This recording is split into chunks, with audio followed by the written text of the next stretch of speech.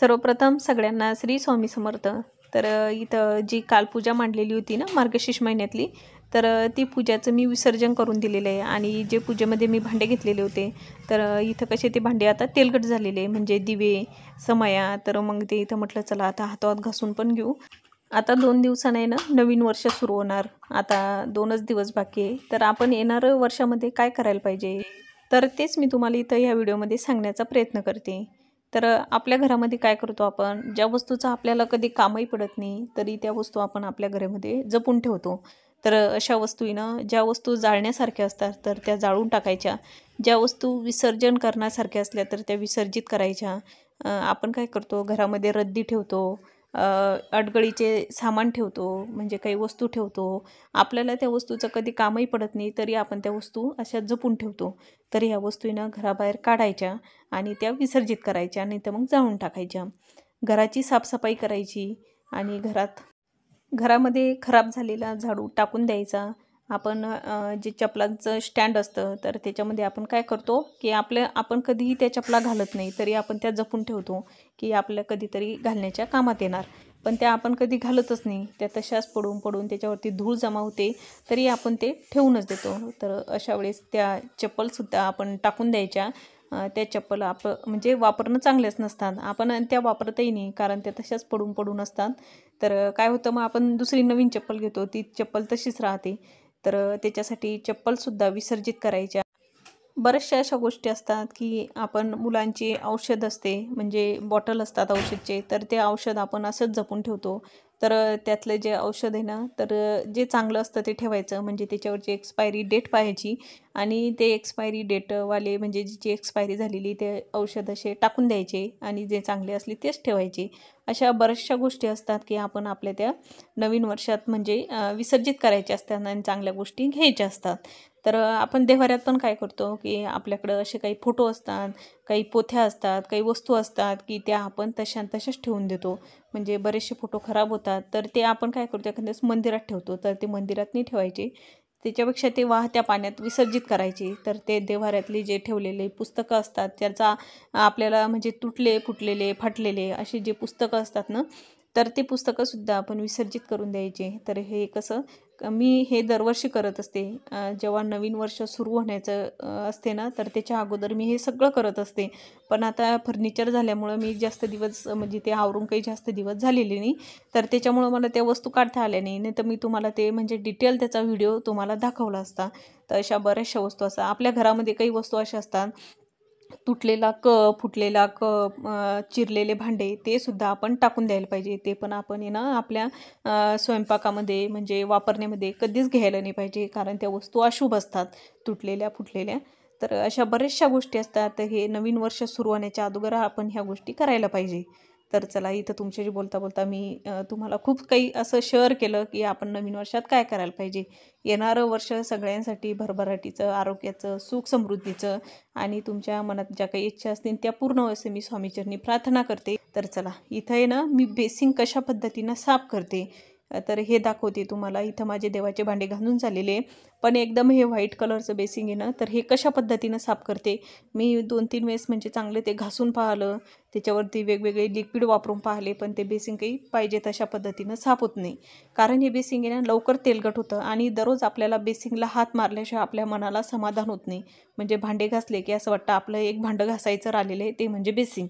तर इथं मी काय केलं, मग जी भैया पावडर असते ना, जे तांब्या पितळाचे आपण भांडे घासतो तर ती भैया पावडर असते ना, तर ती भैया पावडर अशी मी सगळीकडे पसरून घेतली। सर्वप्रथम मी हे बेसिंग मी एका म्हणजे कोरड्या कपड्यानं पुसून घेतलं, कारण ते ओलं होतं। त्याच्यानंतर मग ते पुसल्याच्या नंतर मी त्याच्यावरती भैया पावडर पसरून घेतली आणि ती हाताच्या साहाय्यानं असं क्लीन करून घेतलं। एवढं क्लीन होतं हे बेसिंग त्या भैया पावडरनं, एकदम क्लीन होतं, म्हणजे चकाचक दिसतं लगे, असं वाटतं नवीनच बेसिंग आणलेलं आहे। त्याच्यानंतर मग जी चाळणी असते ना बेसिंगमधली, तर तीसुद्धा मग मी अशी, माझ्याकडं छोटासा ब्रश आहे, त्या ब्रशच्या साहाय्यानं मी ती पूर्ण क्लीन करून घेत असते।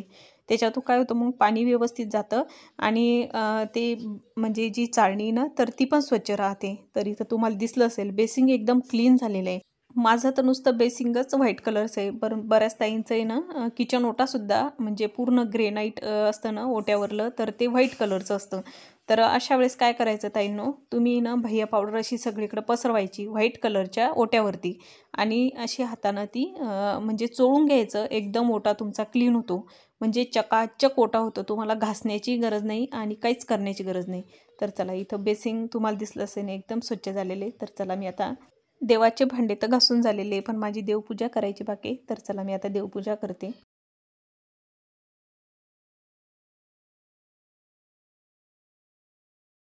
श्री स्वामी समर्थ, श्री स्वामी समर्थ, जय जय स्वामी समर्थ. सगळ्यांना आजचा दिवस छान आरोग्यदायी आनंदाचा जावा आणि तुमच्या मनातल्या सगळ्या इच्छा पूर्ण अशी स्वामीचरणी प्रार्थना. सुंदर दिवसाच्या सुंदर शुभेच्छा. तर चला, इथं मी ना पूजा उचलून घेतलेली आहे आणि जे पूजाजवळ भांडे ठेवलेले होते ना, तर त्यातले बरेचसे भांडे घासून पण घेतलेले. तर इथं मी ते पुसून ठेवलेले समयान ते, कारण मी ह्यावेळेस समाया लावल्या होत्या ना, तर मग ते तेल टाकल्यामुळे काय होतं, ते चिकट होऊन जातात. तर मग मी हातात समाया पण घासून घेतलेले आहे आणि बाकीचे भांडे तर मी अगोदरच घासून ठेवलेले होते, मग त्याच्यामुळे ती काही घासली नाही. आणि चला, आता इथं नवीन वर्ष सुरू होते आहे. बस आता 2 दिवस, म्हणजे आजचा आणि उद्याचाच दिवस बाकी आहे. तर इथं नवीन वर्षाला सुरुवात होणार आहे. तर आपण नवीन वर्षामध्ये काय गोष्टी करायला पाहिजे, तर हे मी तुम्हाला व्हिडिओमध्ये सांगितलेले आहे. तर त्या पद्धतीनं आपण नवीन वर्ष सुरुवात करायची. गेलेल्या वर्षात काही गोष्टी टाळायच्या. तर ते मी तुम्हाला सांगण्याचा प्रयत्न केलेला आहे. तर माझी ना देवाची पूजा बाकी आहे, कारण ही देवपूजा म्हणजे पूजा उचलून घेतली आणि मग पूजा करायची बाकी राहिलेली होती, कारण मला ते भांडे घासायचे होते, लाईट गेली. तर भांडे घासायचे होते ना, तर मग मी ते भांडे घासून घेतले आणि म्हटलं चला आता शांततेनं पूजा करते. तर चला, मी आता देवपूजा करून घेते आणि देवपूजा केल्याच्या नंतर परत बोलते. आणि आज आहे ना, तर सकाळी मी माझ्या मुलीची रूमसुद्धा आवरून घेतलेली आहे. पूजा उचलायच्या अगोदर, म्हणजे आंघोळ करायच्या अगोदर आहे ना सकाळी. तर तिची रूम खूप दिवसापासून तशी म्हणजे आवरण्यातच नव्हती आली. तर आज सकाळी मी ती रूमसुद्धा आवरली. तिथल्या गाद्या आहे ना, तर त्यावरती नेऊन टाकलेल्या आहे. चांगलं ऊन पडलेलं आहे ना, तर उन्हात आहे ना गाद्या पण वाळत ठेवलेले आहे. तर इथे देवांश तुम्हाला दिसतंय का? देऊ समोर आहे. तर देवांशला आज सुट्टी आहे, कारण काल पण सुट्टी होती आणि आज पण सुट्टी.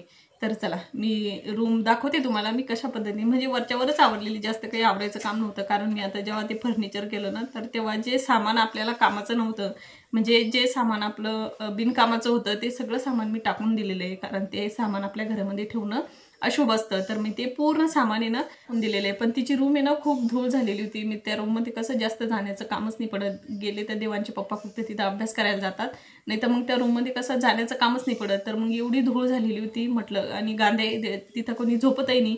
तर त्या गाद्याचाही ना वास येत होता, म्हणजे असं दम्मट वास असतो ना, तर तो वास येत होता त्या रूममध्ये.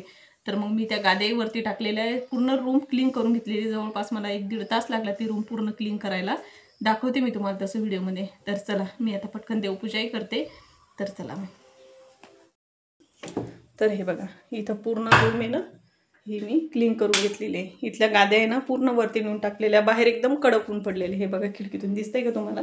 बाहेर एकदम कडक ऊन पडलेलं आहे. तर ह्या रूममधल्या पूर्ण गाद्या आहे ना वरती नेऊन टाकल्या. तर फक्त ह्या रूममध्येच फर्निचर केलं नाही, तर बाकीच्या रूममध्ये सगळीकडे फर्निचर झालेले आहे. इथं म्हटलं होतं मी देवांच्या पप्पांना की इथं कपाट करून घेऊ, पण देवांच्या पप्पांचं म्हणणं होतं आपलं कसं शिक्षकाचं घर आहे, तर आपल्या घरामध्ये पुस्तकं राहणार आणि पुस्तकं कसे असे डोळ्याने दिसले पाहिजे. तर त्याच्यासाठी इथं हे फर्निचर, म्हणजे इथं अशी डोअर केलीच नाही, तर याला काय एकदम सोपं होतं, कारण इकडून एक प्लायवूड लावलं असतं तर याला डोअर होऊन जाणार होते. पण मग म्हटलं ठीक आहे, राहू द्या. तर इथं हे सुद्धा आवरून घेतलेलं आहे. सगळं पुसपास करून घेतलेली मी रूममधली. आणि इथं मशीन, तर खूप छान मशीन ही, म्हणजे चांगली चालते. तर ही रूम पूर्ण आवरून घेतलेली. हे वरती मी उन्हात नेऊन टाकणार आहे उशा. तर इथे हे लोड आहे ना, तर ही उन्हात नेऊन टाकायची बाकी. तर मग मी आता ती थोड्या वेळाने टाकणार. तर चला मी आता पटकन देवपूजा करून घेते आणि देवपूजा झाल्याच्या नंतर परत बोलते.